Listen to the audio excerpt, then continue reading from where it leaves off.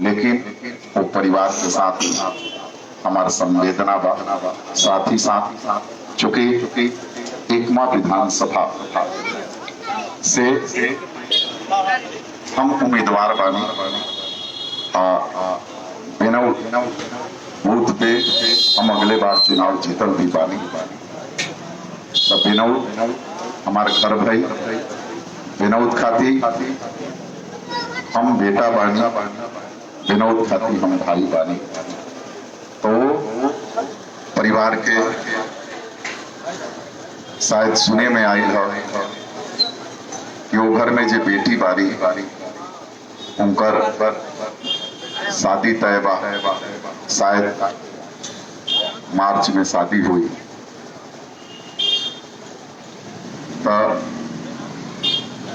वो बेटी अगर बेनौत के नहीं की हमरो बेटी बारी, ऐसे वो बेटी के शादी में हमारा तरफ से 1,51,000 रुपया सहयोग स्वरूप वो परिवार के दिया जाए।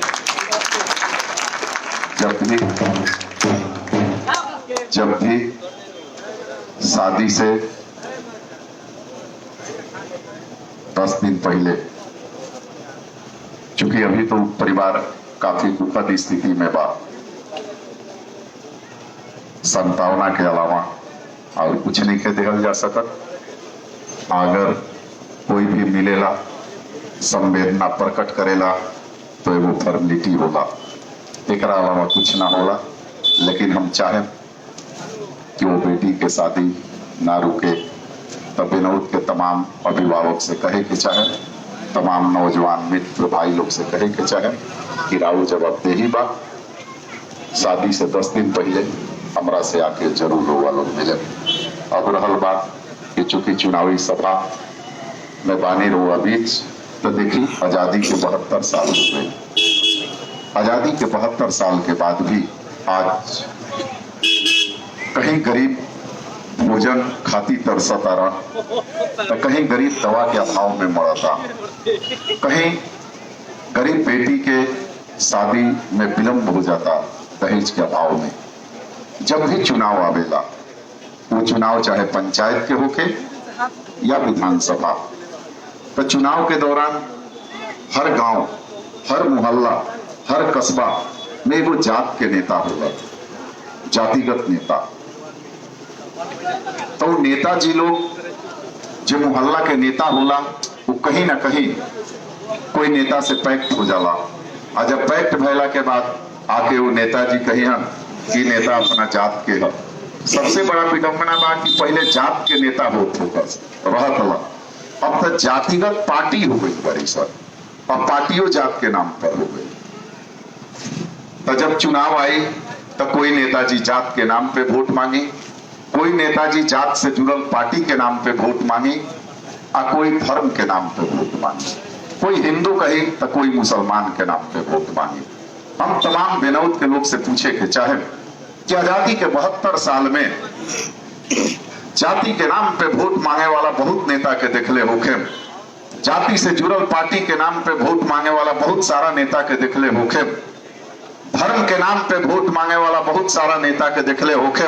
लेकिन तमाम गरीब से, तमाम अच्छे इंसान लोग से पूछे के चाहता नहीं कि 72 साल में बताएं कि कौनो एगो नेता, अगर कोई भी गरीब के माई बाप के दवा रुकल होके पैसा के अभाव में, कोई भी बेटा बेटी पति पत्नी के दवा रुकल होके पैसा के अभाव में, तो जौन नेता रुआ से जाति के नाम पे वोट मांगले रहे, वो नेता आके रुआ के 500 रुपया मदद कैले बाका।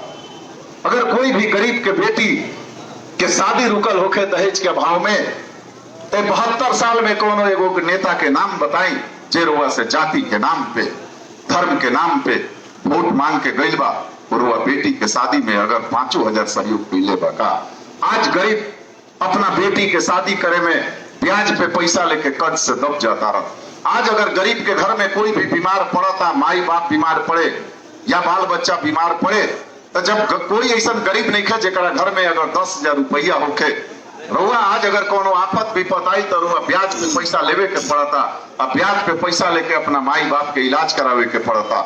जब इलाज तो करा ले रउआ माई बाप के बचा ले, अपना बाल बच्चा के बचा ले, अपना पत्नी के बचा ले, अपना पति के बचा ले, लेकिन राउर समान जिंदगी भर कमाता रहा, राउर बेटा कमाता रहा, वो पैसा के ब्याज भरता है। आज तक कोई नेता ना ही पूछे। ऐसे सबसे ज्यादा दलित परिवार से कहे के चाहे, पिछड़ा अति पिछड़ा परिवार से कहे के चाहे कि 72 साल में रउआ के जे पार्टी आई, वो चाहे लालटेन के होके, चाहे तीर के होके, चाहे भाला के होके, चाहे हाथी के होके, जे भी आई आरक्षण के बात कैलक। रउआ दलित बस्ती में एक बार नजर उठा के जरूर देखें कि अगर दलित परिवार में जाए जहां 100 गो घर बा, वो 2 गो घर में सरकारी नौकरी हो। विडम्बना बा कि फरवार्ड में जो नौजवान बारन वो गरियावतारन की सब आरक्षण से यही लोग के हो गई। ना रउआ लगेबा ना फरवार्ड के नौजवान के लगेबा। फरवार्ड क्लास के भी नौजवान दर दर के ठोकर खा रहा बा, तो दलित पिछड़ा अति पिछड़ा के भी नौजवान दर दर के ठोकर खा रहा बा। नेता सिर्फ अहन रउआ से आरक्षण के नाम पे, जाति के नाम पे, धर्म के नाम पे वोट लेके जइहन, तो बहुत हो गई।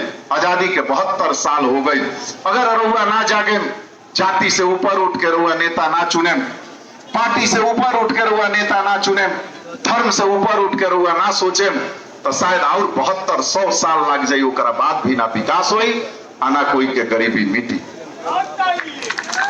ऐसे रउआ के कहे के चाहे कि देखी अभी एगो रउआ सबसे विडम्बना बा ये विधानसभा के कि 10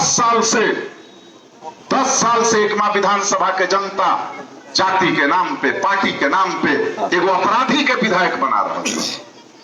जे रउआ बीच अगर आज वर्तमान विधायक भी है, अपराधी है, वो अपराधी रउआ वोट दे रहा बानी, कबो सोच ले बानी कि अगर एगो अपराधी अगर नेता हो जाए, विधायक बन जाए, तो थाना वाला भी सलामी करी और वो आम इंसान के भी ओकरा लगे झुक के सलामी करे के पड़ी।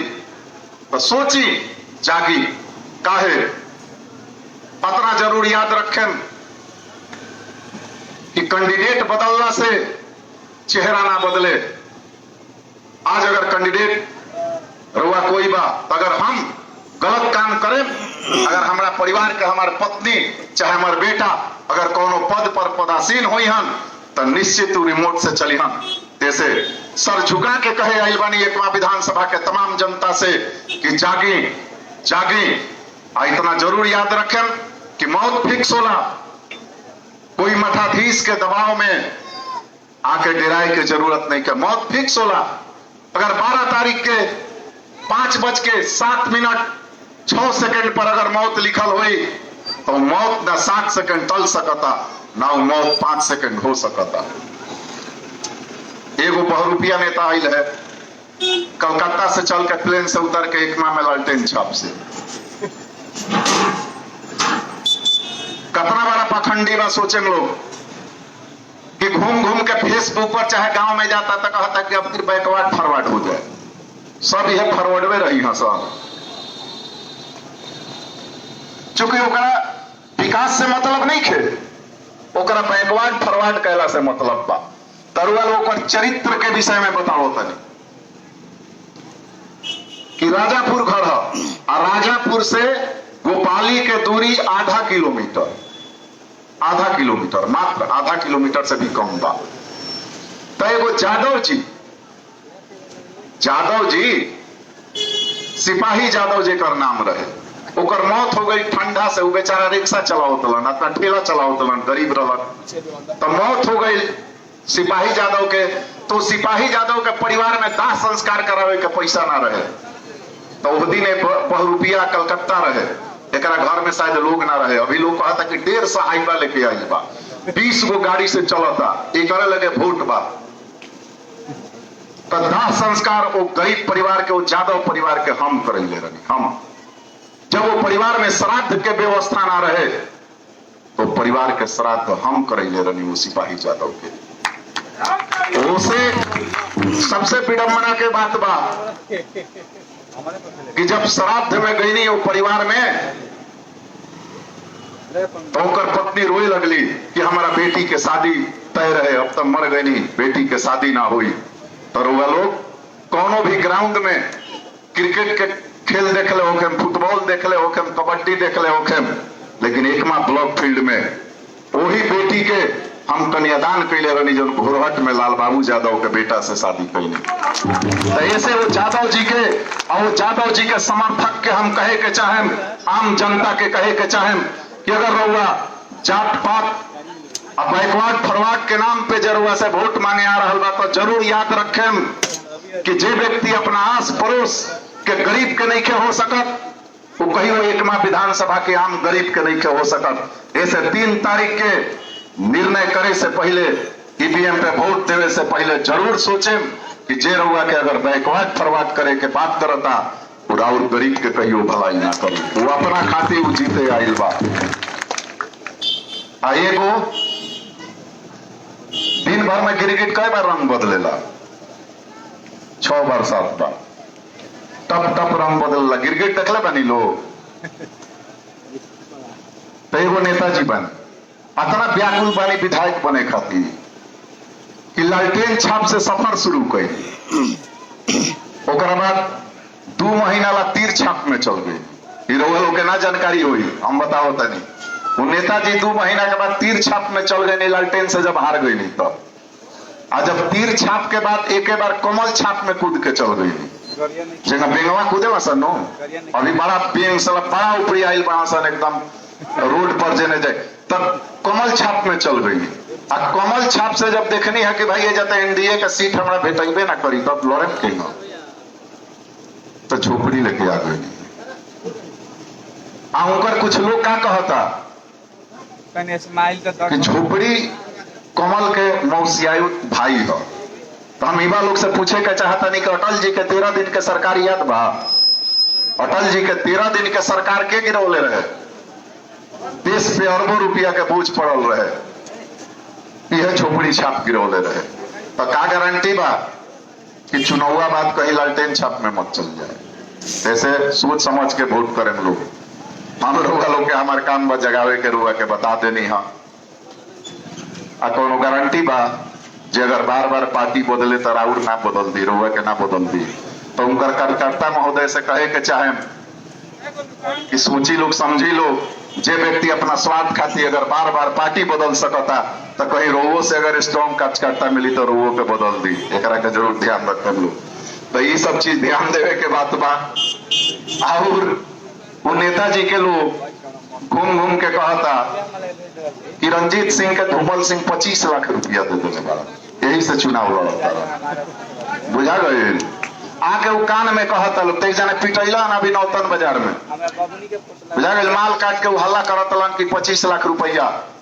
तो उनका कार्यकर्ता के ना मुन्ना सिंह के कहे के चाहें कि कतना पैसा बा तहरा लगे, कतना पैसा दारू बेच के तहार पूर्वज पैसा कमैले बा। रंजीत सिंह गरीब के बेटी के शादी करौले बारन, गरीब के इलाज करौले बारन। और जमुना सिंह दारू बेच के एक माँ के नौजवान के नस्ल खराब कैले बारन। तो मुन्ना सिंह 10 करोड़ चाहिए कि 20 करोड़ आके रंजीत सिंह के लगे हाथ फैलाओ, आज के आज ना देनी तो एक माँ छोड़ के चल जाए। एगो चीज कहे के चाहे कि 25 लाख रुपया तो चल जाए यही जगह घूरा पाली। हमार बिजली जरावल पसहनी में हमार बिजली जरावल है। तो एक गौवा में बिजली जराव में हमारा 20 लाख से ऊपर लागत था। 85 गांव के तो छोड़ दी तो एक गौवा के जितना बिजली के कीमत लागल बा उतने हमारा औकात बा। बताई लोग तो ये लोग बहुरूपिया है। ये लोग काम के आधार पे वोट ना मांगे, झूठ साच फैलाई लोग। ऐसे हर गरीब के कहे आइल बानी कि अब फिर जागी और गरीब के खुले मन से कह रहा बानी कि जौना भी बूथ पे अगर 85% हमारा वोट मिली, अगर 1000 पोल भइल 850 अगर हमारा पक्ष में मिली तो सौगंध याद शक्ति के वो बूथ के कोई भी गरीब अगर कतनो कर्जा से दबल हुई तो 2 महीना में वो गरीब के कर्जा हम सधाए। आज तक जे भी नेता आई हुई पूर्वा से दारू पिला के मुर्गा खिया के 200 रुपया दे के वोट ली। लेकिन अब फिर बार चूंकि लड़ाई यार पार के बाद ऐसे खुलियाम कहले बानी और नेताजी के जे नेताजी 25 लाख के आरोप लगैले बा। नेताजी हम तो अपन पूरा प्रॉपर्टी बेच के गरीब के दान करे चल दिले बानी। बात हरो लाज शर्म तो तू 20 लाख रुपया गरीब के दान करके दिखावा ना, तो मान ली कि तू नेता लायक बाड़ा। चूंकि कुछ लोग चुनाव में रीमर फैलावेला, इतना जरूर याद रखें कि 10 साल हो गई गरीब खातिर लड़ल बानी, गरीब खातिर सेवा करैले बानी, सेवा कैले बानी। आए गरीब के भरोसा दिलावे के चाहे, तमाम नौजवान के भरोसा दिलावे के चाहे, तमाम अभिभावक के भरोसा दिलावे के चाहे कि हमार नाम रंजीत सिंह है, हम मौत पसंद कर सकता नहीं, मौत के हंसते हंसते गले लगा सकता नहीं, लेकिन एगो अपराधी से कहियो समझौता नहीं कर सकत। धूमल सिंह एक अपराधी है और रंजीत सिंह कभी भी अपराधी के साथ समझौता नहीं कर सकता है, क्योंकि हमारा कोई से डर नहीं है, हम स्पष्ट बोले नहीं। ऐसे तमाम नेताजी लोग से कहे के चाहे कि राजनीति करे के बाद तो साफ सुथरा राजनीति करी, आचरण पे दाग मत लगाई। चूंकि आज तक हमारा आचरण पे दाग नहीं थे, एक बार लागल बा जब हमारे बाबूजी 2002 में कोमा में चल गई रहनी, हमारा लगे पैसा ना रहे इलाज करावे के, तो झूठ बोल के कर्जा ले रहनी और बाबूजी के इलाज करौले रहनी। चूंकि एगो बेटा के फर्ज बनेला कि अगर माई बाप बीमार हो जाए तो बेशक अपने बिक जाए, लेकिन माई बाप के जिंदा रखल बेटा के फर्ज बा। ये आज तक हमारा आचरण में दाग बा, एक बाद कोनो दाग नहीं थे। और जौन भी अगर गरीब के करे नहीं, चूंकि बहुत सारा नेताजी लोग बा चुनाव लड़त, कोई ना कहलक, कह के जा रहा बनी कि चूंकि विनोद के बेटी नहीं थे, रंजीत सिंह के भी वो बेटी दिया, विनोद के बहन नहीं थे, वो रंजीत सिंह के भी बहन दिया। ऐसे चाहिए वो बेटी के शादी हुई, एगो बहन समझ के, एगो बेटी समझ के 1,51,000 रुपया हमारा तरफ से परिवार में जाए। वो नेताजी के पैगाम बाजे हमारा पर आरोप लगा होता पैसा लेवे के। ऐसे देखी सड़क, बिजली, पानी, सब लोग यही पर वोट मांगेला, सब लोग यही पर वोट मांगे। सड़क, बिजली, पानी, जे नेता आई वो कही कि सड़क बना दे, बिजली अच्छा कर दे, पानी दे दे। देखिए जनता के पैसा है, ये कोई नेता के पैसा ना हो, कोई सरकार के पैसा ना हो, तो ए पर हम झूठ बोल के वादा करके रुआ से वोट मांगे नहीं किया, क्योंकि राउर हक है, हर गांव के, हर मोहल्ला के उचित हक पहुंचे। हम एकमा विधानसभा के तमाम जनता से, तमाम गरीब से कहे आइल बानी कि अगर अब की बार हमारा के रुआ लोग विधायक बने नहीं, हम अगर एकमा विधानसभा से अगर विधायक बने तो हर गरीब परिवार के, चाहे हिंदू हो या मुसलमान, चाहे दलित हो या ब्राह्मण, चाहे यादव हो या क्षत्रिय, एनीबॉडी, कोनो भी जाति से, हर वर्ग के परिवार के, गरीब परिवार के 1 लाख रुपया मेडिकल बीमा मां मनोकामना सिद्धि सेवा संस्थान के तरफ से कही जाए। अगर कोई के भी माई बाप, बाल बच्चा अगर बीमार पड़े, रुआ एकमा, छपरा, पटना, दिल्ली तक इलाज करावे जाए तो 1 लाख रुपया तक के इलाज मां मनोकामना सिद्धि सेवा संस्थान के तरफ से कही जाए। अगर एकमा विधानसभा में कोई भी बेटी अगर गरीब के 18 साल के जहिया हुई, हर बेटी के 21,000 रुपया कन्यादान योजना, यानी बेटी हिंदू के होके चाहे बेटी मुसलमान के, बेटी दलित के होके चाहे बेटी ब्राह्मण के, बेटी पिछड़ा के होके या क्षत्रिय के, बेटी बेटी होले, बेटी के ना कोनो जात होला, ना बेटी के कोनो धर्म होला। ऐसे एकमा विधानसभा के हर बेटी खातिर जहिया बेटी 18 साल के हुई 21,000 रुपया हमारा तरफ से शादी में सहयोग कन्यादान स्वरूप हर गरीब बेटी के। और ये 5 साल हर गरीब से कहे आइल बानी, मात्र 5 साल, 5 साल में एकमा विधानसभा के कोई भी गरीब के अगर झोपड़ी के मकान हुई या कच्चा मकान, अगर हम विधायक बनने तो ये हमारा संकल्प वादा नहीं थे, एकमा विधानसभा के हर गरीब के, चाहे वो बैकवर्ड होके या फॉरवर्ड, चाहे हिंदू होके या मुसलमान, चूंकि गरीब गरीब होला, कोनो आरक्षण ना, कोनो बीपीएल ना, एकमा विधानसभा के 5 साल में हर गरीब के एगो पक्का के मकान, 1 रूम, लैट्रिन, बाथरूम, किचन, पानी टंकी के साथ मां मनोकामना सिद्धि सेवा संस्थान के तरफ से। चूंकि नवंबर में 10 तारीख के रिजल्ट हुई, 11 के बाद हर गांव में हमारे लोग पहुंचे, जेकर कार्ड बना दिहल जाई, 1 रुपया कोई के भी फॉर्म भरे के बाद, सदस्य बने के बाद मां मनोकामना सिद्धि सेवा संस्थान के कोई के 1 रुपया नहीं खे देवे के, रउआ के यहाँ 15 दिन में कार्ड पहुंच जाई। हर पंचायत में, चूंकि अगर 10 तारीख के हमारा रिजल्ट भइल तो हर पंचायत में हमारा ऑफिस खुली, एकमा विधानसभा में 3600 पंचायत में हमारा ऑफिस खुले, और उनमें हर पंचायत के हर गांव के 2 युवा ऑफिस में रहियन जिनकरा के वेतन दिहल जाई, ताकि हमारा विधायक बनला पर बिनौद के लोग के एकमा हरपुर ना जाए के पड़ी। चूंकि महीना में 30 दिन कबो 31 दिन होला, तो हर एक तिथि के हर एक पंचायत में राहुल विधायक 10 बजे से 5 बजे ले बैठी हन। अगर हमारा ये पंचायत में तो डेट निर्धारित रहे कि कब आए, ऐसे कोई भी एकमा विधानसभा के गरीब के विधायक के आवास पे ना पहुंचे के पड़ी। राहुल विधायक स्वयं चल के रहुआ पंचायत में रहे, रहुआ ऑफिस में रहे, महीना के हर एक दिन 10 बजे से 5 बजे ले जे भी गरीब के कोई समस्या हुई आके ऑफिस में रहुआ हमरा से जरूर मिले अपना पंचायत में। और खास तौर पे नौजवान से कहे आइल बानी, तमाम युवा से कहे आइल बानी कि रहुआ हमरा के 2 साल आज तक जे भी नेता आई रउआ से कही सड़क बिजली पानी के तो चर्चा करी, कबो बेरोजगारी पे चर्चा ना करी। आज युवा के स्थिति बा कि आज चल जाई तो हर जाति वर्ग के नौजवान के अगुआ नहीं खे आवत, जेकर नौकरी नहीं खे भाई अगुआ नहीं खे आवत। तो जैसे चाचा जी पुरनिया बानी, ऐसा अगर कोई हित आवेला तो कहेला लोग कि का मर दे का तू कौना काम कही, कोनो के बहका के लेना वो अगुआ नहीं किया बुझाता बन से न चली लियो। तो फूफा उफा मौसा उसा कहीं से बहका के लिए आवेला लोग, ब्याह हो जाला तो नौजवान के तो शादी हो जाला। 1 महीना बड़ा राय रहेगा तोता मैना नियर, साथ जिएंगे साथ मरेंगे हम तुम दोनों लैला, यह गीत गुनगुनाला लोग। और जब 1 महीना के बाद वो बेचारी कनिया के लिपस्टिक चाहे क्रीम खत्म हो गई तो कहन कि कहाँ जाता भी रसूलपुर, एगो ले लेना क्रीम हमारा। ये घड़ी तो लिखो फेंको क्रीम के 150 दाम बा, ब्रांडेड के 500। तो वो बेचारा नौजवान के जेब में अपने चाय पिए समोसा खाए के पैसा नहीं खे तो क्रीम का तो कहन की का कही, जगह हमारा रंजीत भाई बा तो जयहन तो कहन जे का कही। देखा ना वो पंकज बाबा भेटा गई हनु, वो दूसरा का और ले गए कार लेके चले, तब फिर हुई तब दूसरा कोई के नाम पर खेल जी। तीसरा दिन का बहाना चली ना, तो जब रात में घरे जी तो पत्नी पूछ लिए के लिए नहीं क्रीमवा तो ना का कहीं वो पैसे नहीं थे, तो रात में लाता लूटी हो जाई। वो तोता मैना के कहानी कौआ कोयल नियर हो जाए, कोयलवा कू कू करली सन कौआ रख दिले चल सन वही ना हो जाए। अब बेचारी वो तोता मैना के सुतल नीचे के ऊपर भगवान मालिक।